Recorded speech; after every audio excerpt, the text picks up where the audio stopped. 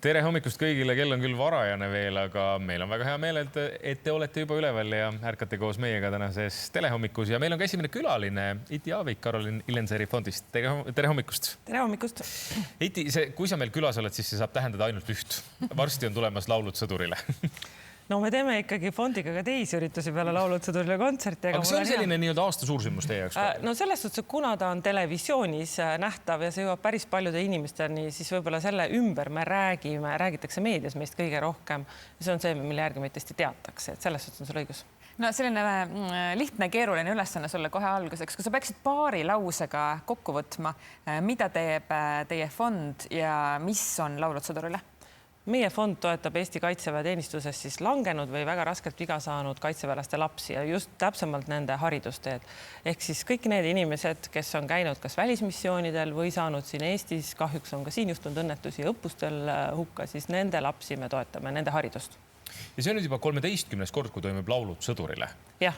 See on päris pikk aeg juba, kui natukene sa selgitad seda kontseptsiooni Laulud sõdurile, et tulevad Eesti muusikud kokku, eks ole, laulavad, aga seal on kus siinpool see heategevuslik pool? Siin on hea pool, see heategevuse pool seal, et ekraanil jooksevad annetusnumbrid, mis on tegelikult meil aasta aega lahti, võite ka täna.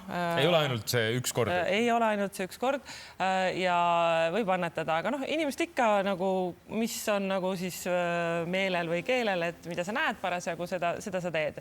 Et sealt tulevad siis annetused ja seal kontserdi ajal on ilusad Eesti palad, on Eesti tippmuusikud esinevad, esitavad enda lugusid, meie Kullafondist lugusid ja siis vahepeal me räägime seda fondi lugu.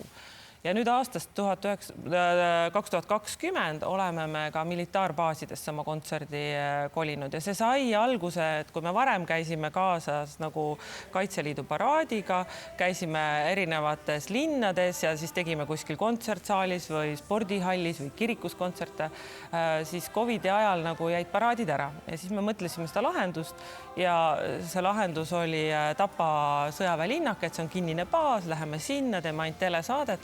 Aga kuidagi see nagu militaarbaas tundus nagu õudselt äge kõikidele, nagu meile endale, televaatajatele ja ka artistidele, sest et see on nagu eriline ja teistsugune. Et jah. Aga tänavune kontserdipaik on vist koht, kus varem ei ole kontserti kunagi olnud? Ei, ma sain Kaitseväe peastaabist sellise info, et seal kõige suuremad sündmused on siis Kaitseväe juhataja vahetumised, et seal sellisel kujul kontsert ei olnud, et see ei ole olnud, et see on selles suhtes täiesti erakordne, eksklusiivne sündmus. See on siis Tallinna sisuliselt kesklinnas asuv suur ajalooline hoone, selle ette tuleb lava ja siis seal näha on see taustaks, siis lava taustaks on meil Kaitseväe peastaap ja siis kontsert toimub seal.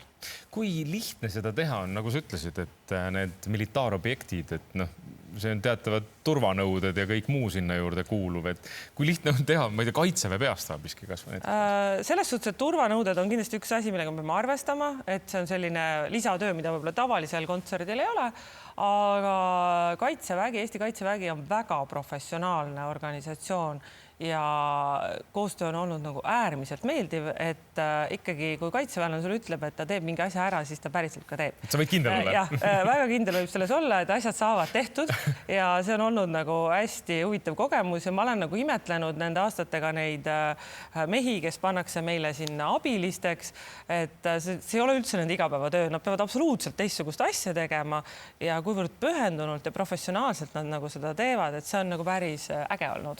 Me mainisime, et on 10 lapsi, keda te olete aidanud ja aitate ka tulevikus. Meil on tegelikult ühe poisi, ühe väikese Keroni luguga võimalik siin lühidalt vahendada. Meie pere sattus fondi pereliikmeks sündmuse tõttu, mis juhtus 2010 veebruarikuus, kui elukaaslane Emil Hiiesalu sai haavata isevalmistatud lõhkekehale astudes. Mu suurim eeskuju on mu isa. Ta oli lihtsalt sõjaväes ja mõtlesin, et oi kui äge, ta oli kunagi Pikuas ja siis ma käisin tal töö juures ja siis seal oli põnev. Ja siis ma mõtlesin, et tahaks saada noorkotkaks. Siis ma hakkasin käima. Ma tahaksin saada sõjaväelaseks.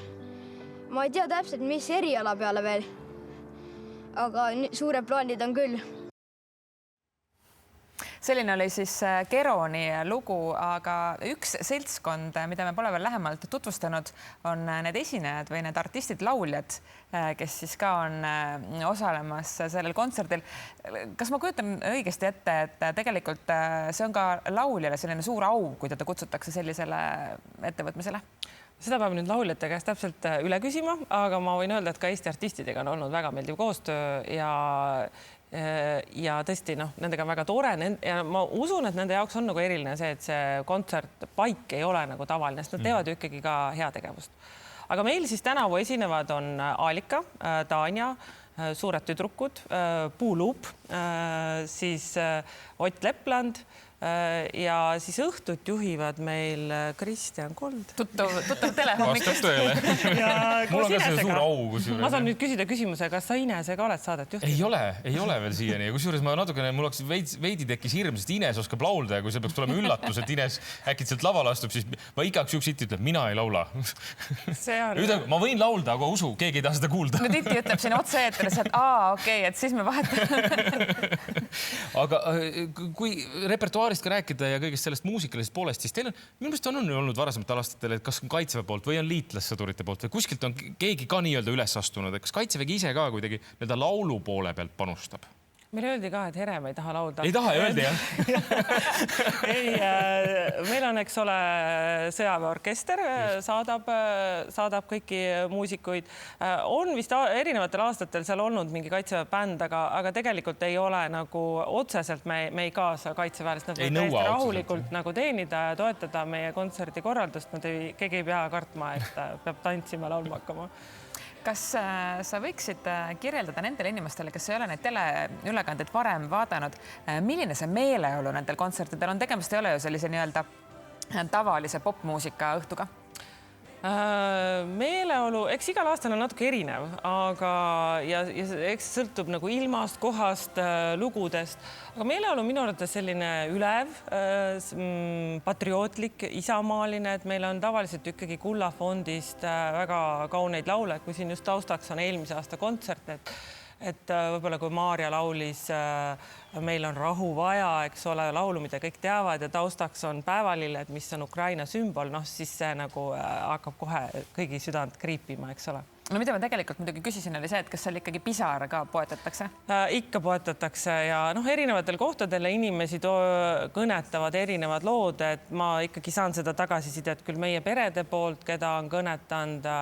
Nii armas oli üks meesterahvas kirjutas mulle, et ikkagi Lili Marleen tõi talle enda missioonid meelde ja et poetas pisara, et selles suhtes seda tagasisidet saan, et poetatakse ka pisarat, aga on ka väga rütmikaid ja lõbusaid lugusid, et me proovime hoida seda repertuaari nii, et me kõik ei muutuks väga kurvaks ja sest et meie veteranid tegelikult ei ole sellised mehed, kes nüüd istuvad ja on hästi kurvad ja me nüüd käisime ja saime viga, et nad tegelikult on nagu hästi heaks eeskujuks tegelikult meile, kuidas elada edasi, kui sa oled nagu teistsugune, võib-olla sul ei ole jalgu või sul on mingi vigastus ja mina olen küll, et vahel kui endal on mingi häda ja siis ma mõtlen meie perede peale, siis mõtlen, et tegelikult mul ei ole vist ühtegi häda.